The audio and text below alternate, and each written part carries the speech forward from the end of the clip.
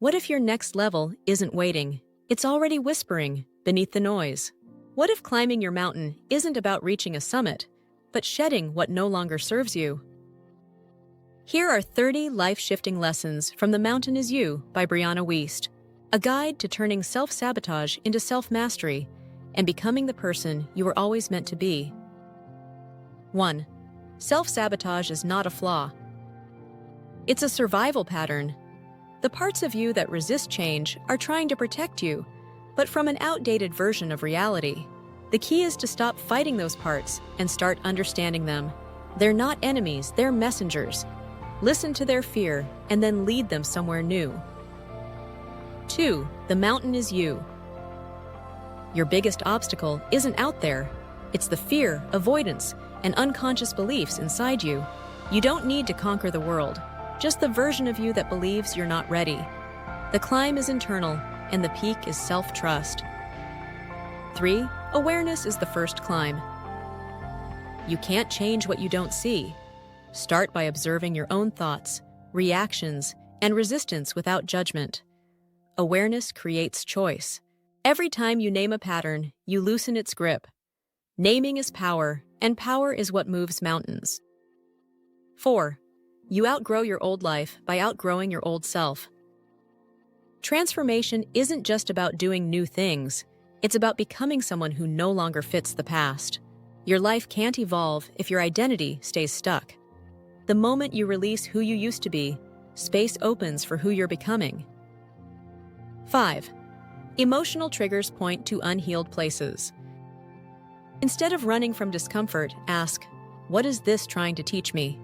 Triggers are invitations. They're not asking you to explode, they're asking you to excavate. What you resist keeps repeating. What you explore starts to soften. 6. Avoidance is a form of self-abandonment. Every time you ignore what you truly need, you're reinforcing the belief that your pain isn't worth facing. Healing begins when you stop ghosting your own emotions. Facing the uncomfortable is a radical act of self-loyalty. 7. Real change feels unfamiliar. Don't mistake discomfort for danger. Growth often feels like loss at first, loss of the old version of you. Your nervous system may interpret healing as threat, but what feels foreign at first becomes freedom later. 8. Clarity comes through action. You won't figure it all out by thinking. Take small steps, and insight will meet you on the path. You don't need a master plan. You need movement. Motion untangles what overthinking knots. 9. You can't heal in the same environment that made you sick. Sometimes the shift you need isn't internal. It's about changing who and what you surround yourself with. Protecting your peace isn't selfish, it's sacred. Choose people, places, and habits that mirror your healing, not your hurt. 10. The cost of your comfort zone is your future. You get to choose, safety now or freedom later. One will feel easier, the other will feel worth it. Staying safe can silently shrink you. Progress often wears discomfort as its uniform. Choose expansion over ease. 11. Self-discipline is an act of self-respect. It's not about punishment. It's about honoring your future self, the one who deserves better. Discipline isn't a cage. It's a contract with your potential. The more you keep your word to yourself, the more you rise. 12. Not every feeling is a fact. Just because you feel unworthy doesn't mean you are. Emotions are signals, not truths. Learn to sit with your feelings, not bow to them. They're not judges, they're data points pointing to what needs care. 13. Boundaries are bridges to better. They don't push people away, they protect your peace and invite in deeper connection. A boundary isn't rejection, it's direction. It shows others how to meet you without losing yourself. 14. Resistance is a sign you're close. When you're about to level up, your fear gets loud. Don't retreat. That tension means you're near the edge of breakthrough. The part of you that resists is the part that's afraid of your power. Honor it, but don't let it lead. 15. You can't hate yourself into healing. Self-loathing keeps you stuck. Lasting change begins with compassion, not criticism.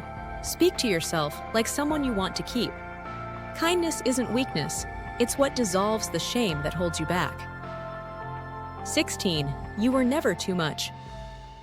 You were just too real for people not ready for their own truth. Stop shrinking to fit small spaces. Your intensity isn't a flaw, it's a form of truth. The right people won't just handle your fullness, they'll honor it. 17. Your triggers are mirrors. What annoys or angers you often reflects an unresolved wound.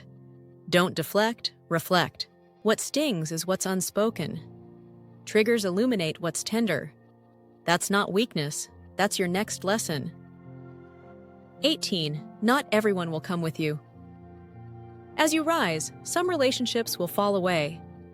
That's not loss, that's alignment. Losing people doesn't mean you're failing, it means you're filtering. Let go to grow. 19.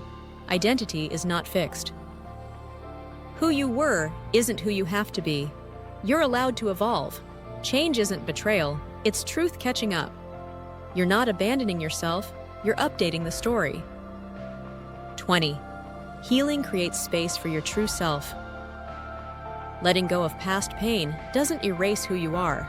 It reveals you more clearly. Beneath every layer of pain is something radiant. Healing isn't becoming new, it's becoming you. 21. Your fear of failing is really a fear of feeling. You're not afraid of failure itself. You're afraid of the shame, disappointment, or grief you think will come with it. Once you realize emotions won't break you, failure loses its grip. Feeling fully is your superpower. 22. You don't need to feel ready to begin. The only way out is through. Courage isn't about waiting for the fear to go, it's moving with it. Readiness isn't a feeling, it's a decision.